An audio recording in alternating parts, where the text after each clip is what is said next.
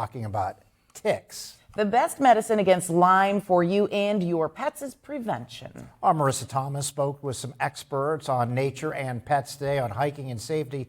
Good evening, Marissa. Good evening, Mike and Emily. With spring and a new season, you might feel the need to start fresh and forge your own path. But when it comes to hiking and your safety, you want to stay on the trails that are already there. When spring begins, many things start to appear. Flowers, birds, and unfortunately, ticks.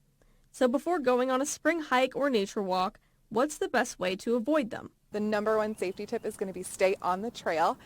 With going off of the trail, you're going to see different insects like ticks, and they really like edge habitats, tall grasses, things that are kind of up high so that they can brush against your legs and crawl into your pants and come up that way and attach. And if your furry companion is joining your spring activity, the same advice applies to them. If you have pets that you're bringing along too, I know it's really tempting to have them off the trails because it is fun and there are lots of good smells, but they're going to get ticks going off trail as well.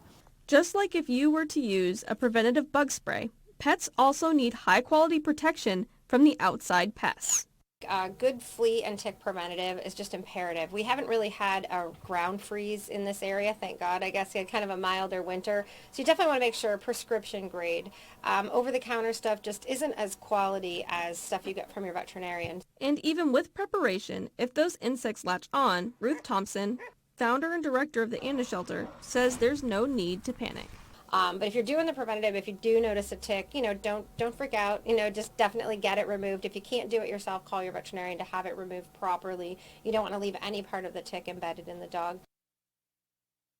And I spoke with an avid pet owner who recommends often checking behind the ears and petting their pets so to find ticks. And if you do find one, to use a tick twister. This tool costs about $5 to help get rid of those ticks. Live in the studio, Marissa Thomas, Erie News Now.